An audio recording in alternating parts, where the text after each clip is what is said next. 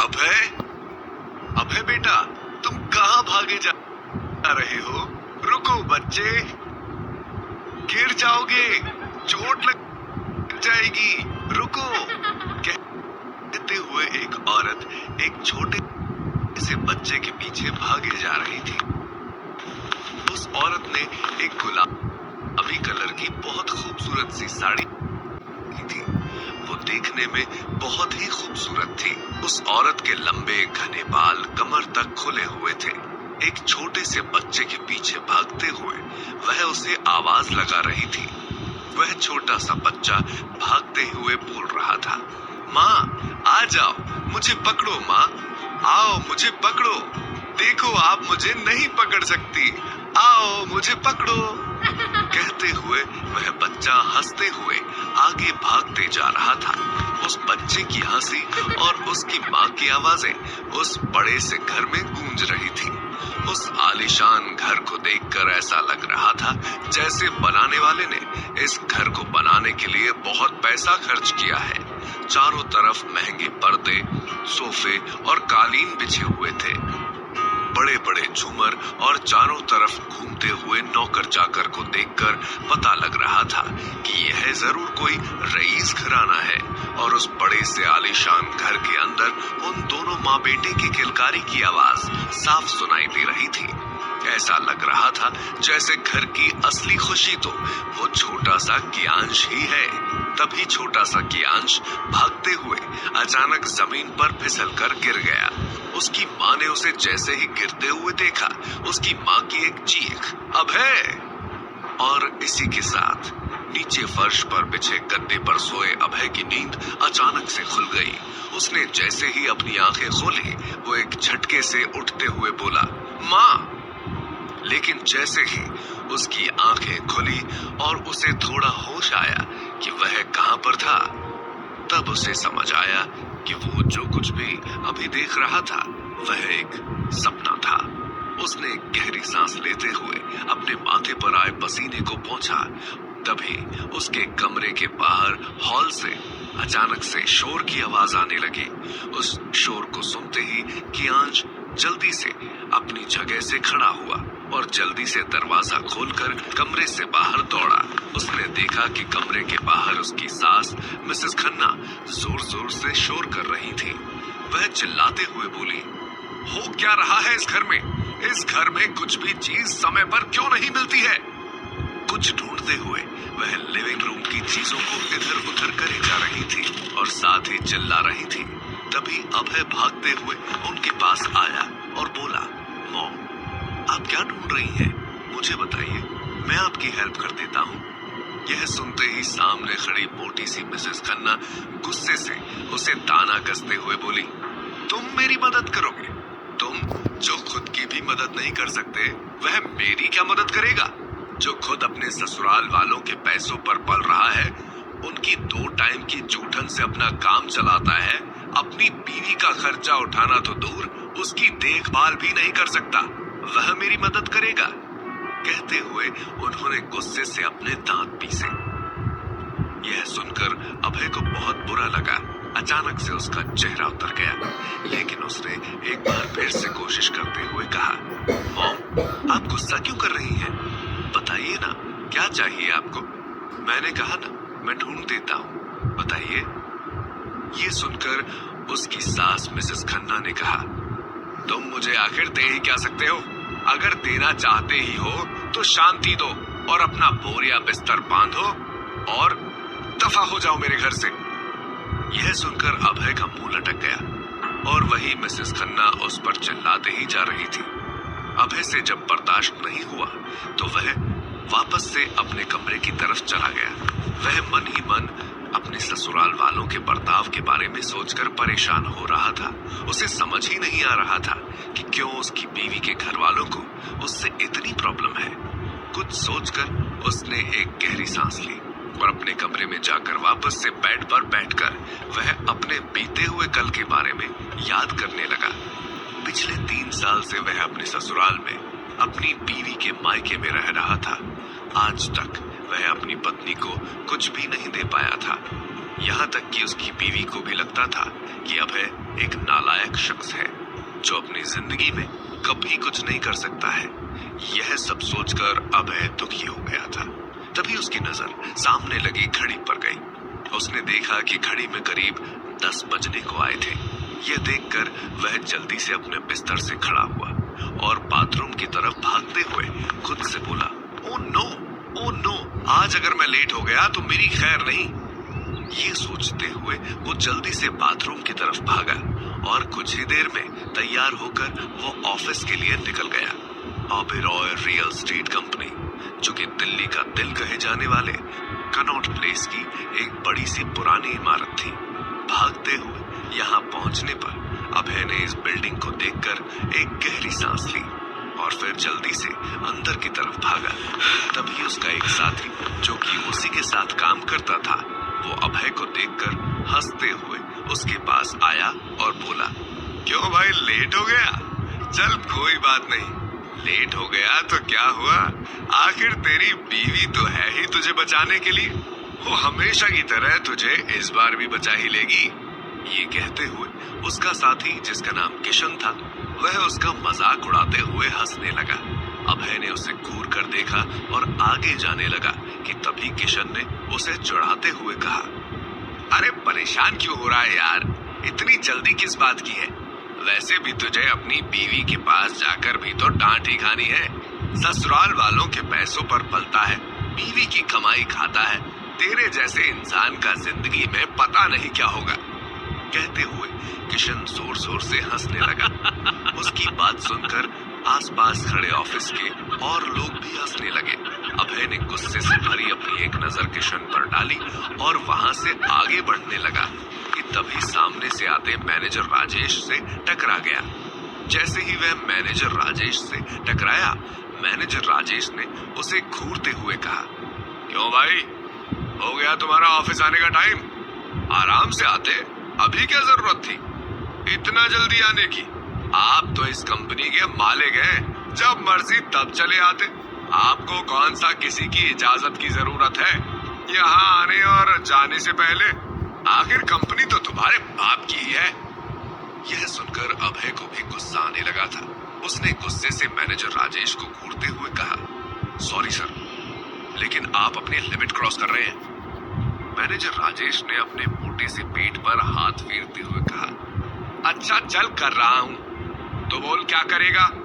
और वह सब छोड़, तू मुझे यह बता कि पिछले 3 महीने से तुम मुफ्त की तनख्वाह ले रहा है। तूने आज तक कितने फ्लैट बेचे हैं बता? थोड़ी देर रुककर मैनेजर राजेश फिर बोला, इस कंपनी में तेरी बीवी काम करती है, इसका मतलब यह नहीं है कि कंपनी तूने और उसने खरीद ली है।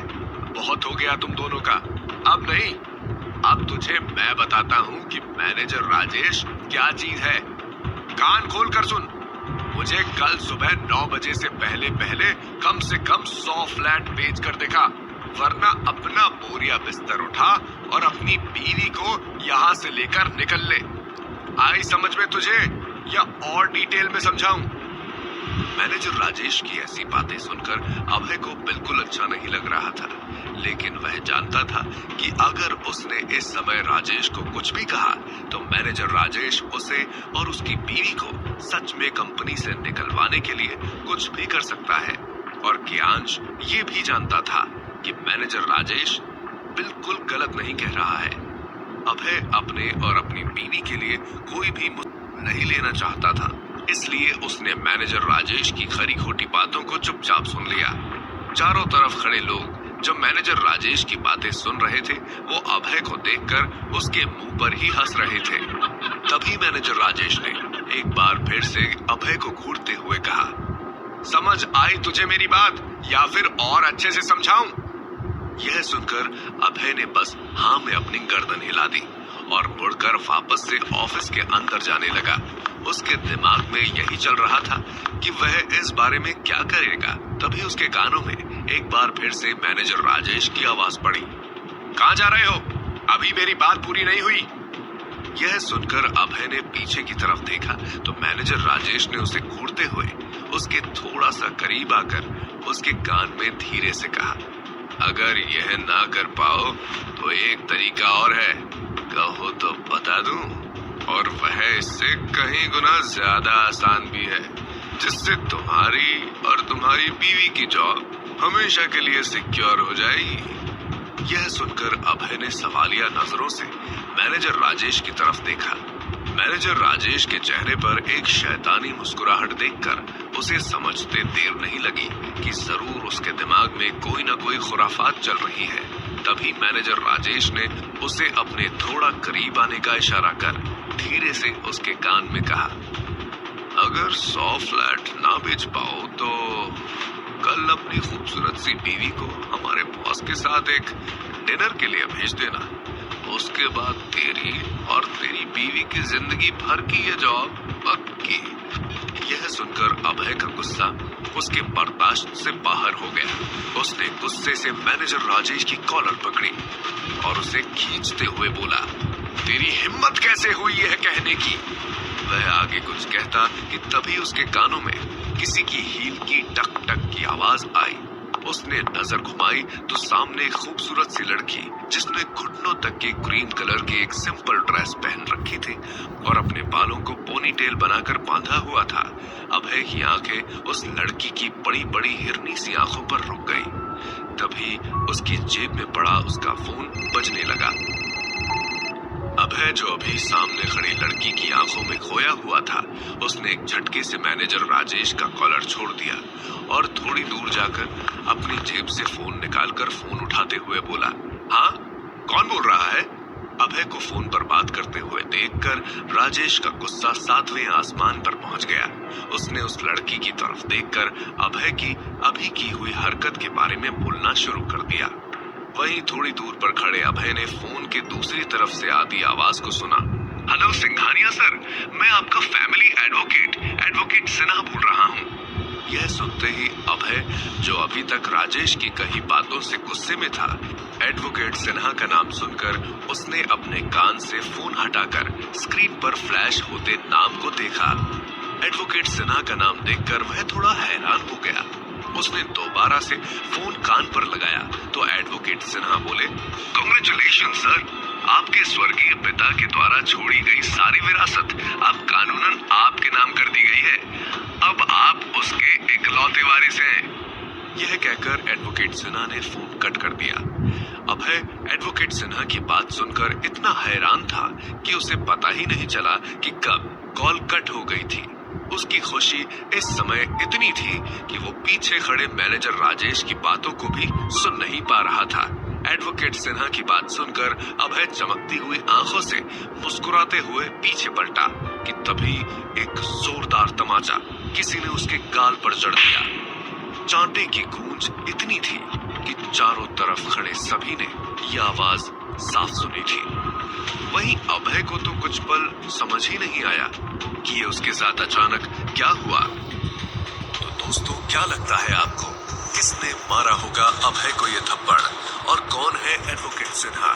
क्या मतलब है उसकी बातों का? जानने के लिए सुनिए कहानी का अगला भाग सिर्फ पॉकेट एफएम पर।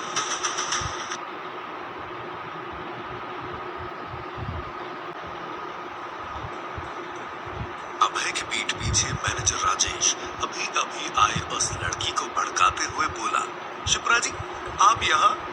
अच्छा हुआ कि आप यहाँ आ गई। देखा आपने कितना फायदा उठाता है आपकी पीठ पीछे ये आपके स्टेटस का।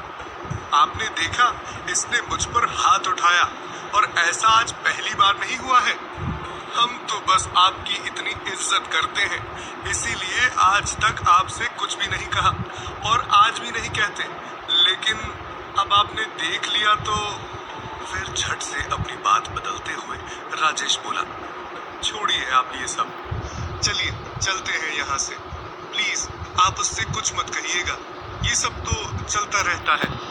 ये सब सुनकर और देखकर शिप्रा गुस्से से अभय की तरफ बढ़ी। तभी अभय अपनी फोन कॉल करके पीछे मुड़ा ही था कि शिप्रा ने एक जोरदार चांटा अभय के गालों पर रख दिया।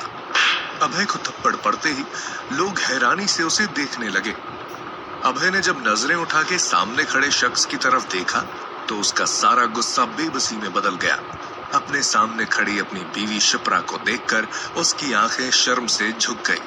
पीछे खड़े मैनेजर राजेश के चेहरे पर एक कुटिल मुस्कान देखकर वह समझ गया था कि हो ना हो शिप्रा ने मैनेजर राजेश की बातों को सच मान लिया है। उसने शिप्रा के कुछ कहने से पहले ही उसको सफाई देते हुए अपना मुंह खोला। शिप्रा। तभी शिप्रा ने गुस्से से कहा, तुम्हारी हिम्मत कैसे हुई मेरा नाम कंपनी में इस तरह खराब करने की? चलो मेरे साथ। शिप्रा ने गुस्से से उसका हाथ पकड़ा और उसे अपने साथ खींचते हुए वहां से ले जाने लगी।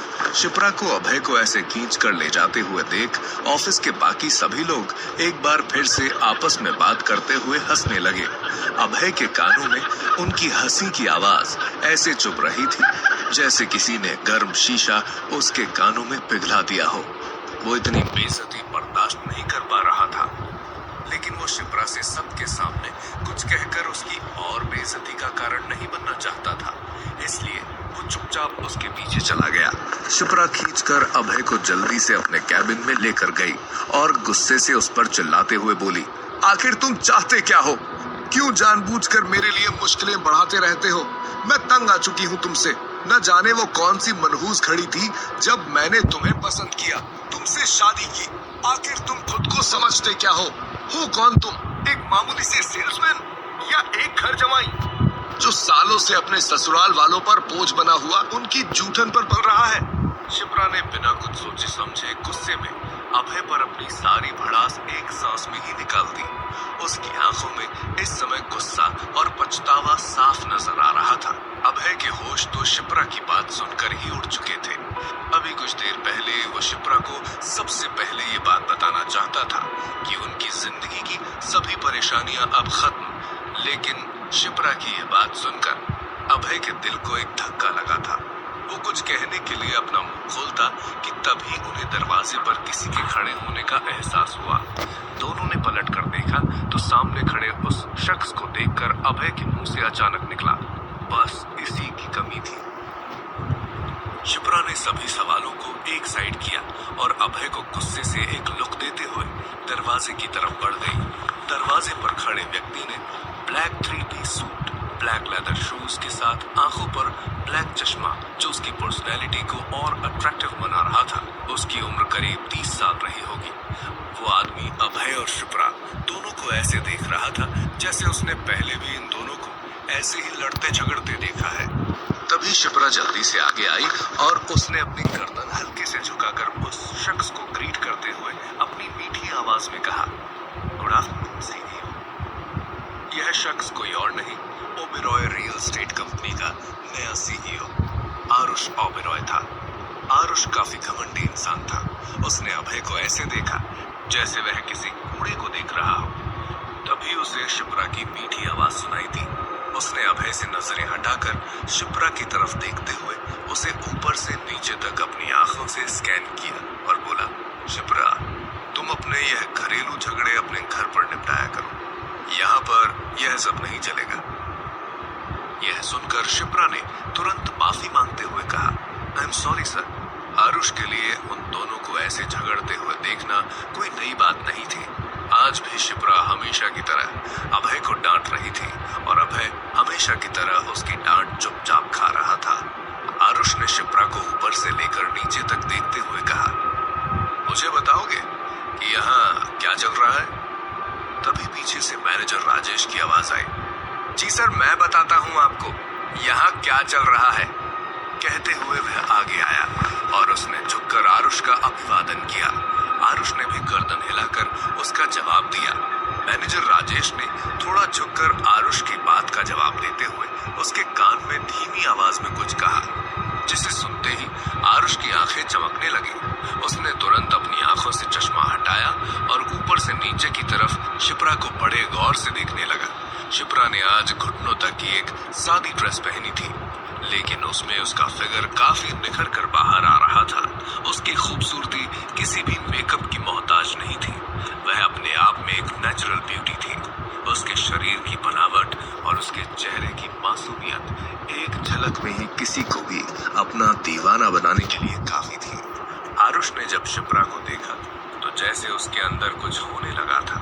वह मन ही मन मुस्कुराया और बोला, शिप्रा, न जाने तुम जैसी खूबसूरत और समझदार लड़की ने इस जैसे आदमी को कैसे पसंद कर लिया। बुरा मत मानना, लेकिन इस जैसा कूड़ा तुम जैसी अप्सरा को बिल्कुल डिजर्व नहीं करता। ये कहते हुए आरुष ने एक नजर अभय पर डाली और अपने कॉलर को सही करते हुए बोला, अच्छा चलो छोड़ो वो सब। मैं बस इतना कहना चाहता हूँ कि अगर तुम्हें इस आदमी से कोई जवाब ना मिले तो तुम मुझसे कह सकती हो। मैं सिर्फ तुम्हारे लिए इस आदमी को एक मौका और देने की सोच लूंगा। यह सुनकर शिप्रा थोड़ा खुश हो गई। अभय ने भी ये सुनकर जब आरुष की तरफ देखा तो उसकी आंखों में वासना की भूख साफ दिखाई दे रही थी। अभय की मुट्ठियां अचानक कस गई। वह जानता था कि आरुष अच्छा इंसान नहीं है और उसकी नजर उसकी बीवी पर है। आरुष ने आगे कहा, शिप्रा, क्यों ना तुम कल का डिनर मेरे साथ करो। मैं अपने लिए एक अच्छे पर्सनल असिस्टेंट की तलाश में हूँ और मुझे लगता है कि इस डिनर के बाद मेरी वो तलाश पूरी हो जाएगी और फिर हो सकता है कि मैं तुम्हारे पति को भी इस जॉब पर रहने दूं। यह कहते हुए आरुष शिप्रा को ललचाई नजरों से घूरे जा रहा था। शिप्रा भी इस बात से अनजान नहीं थी। वह जानती थी कि आरुष की बात का छुपा हुआ मतलब क्या है। तभी आरुष ने अपनी बात को पूरा करते हुए मजाकिया लहजे में कहा, वैसे शिप्रा काफी ठंड है आजकल।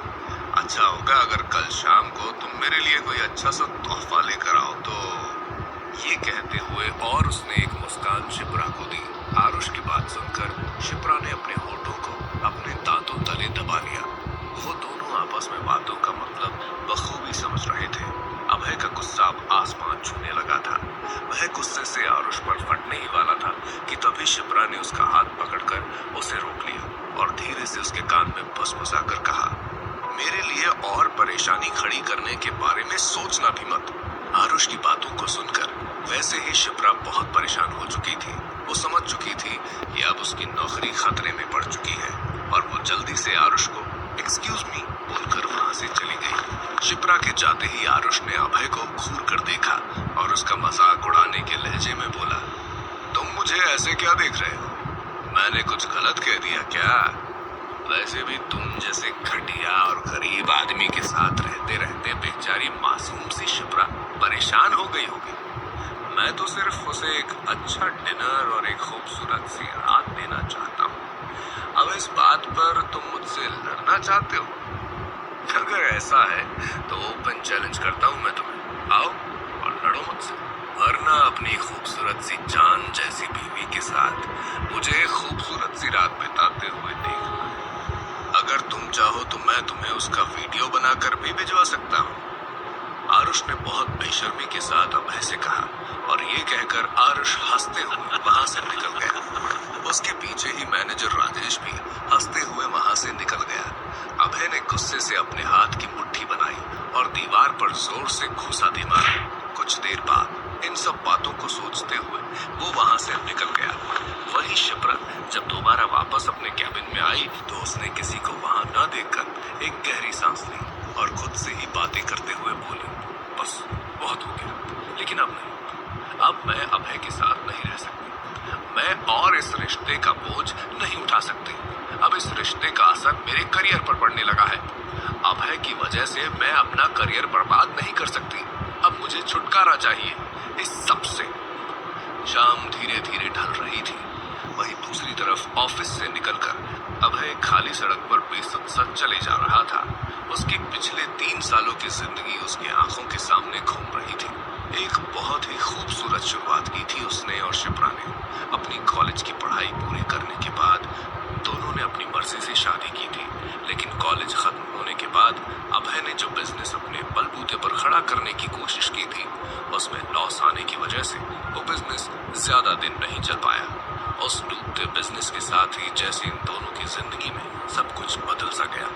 अभय और शिप्रा के बीच इस बिजनेस के खत्म होते ही दूरियां आने लगी थी। दोनों का प्यार इन दूरियों में कहीं गुम सा गया था। अभय ने शिप्रा के साथ साथ हर चीज से दूरी बना ली थी और पिछले 3 साल से वो घर पर खाली पड़े हुए अपने ससुराल वालों के ताने सुन सुनकर तंग आ चुका था। और आज शिप्रा का उससे ये कहना कि उसने अपनी जिंदगी की सबसे बड़ी गलती की है अभय से शादी करके। ये बात अभय की बची कुची हिम्मत को तोड़ने के लिए काफी थी। अभय जो सिर्फ शिप्रा के लिए अपनी जिंदगी जी रहा था, वह बेसुध सा सड़क पर चले जा रहा था, बिना किसी की परवाह किए, बेसुध सा। तभी उसे आरुष की कई बातें याद आने लगी। उसकी बातों को याद करते हुए वह गुस्से और बेबसी से भर गया।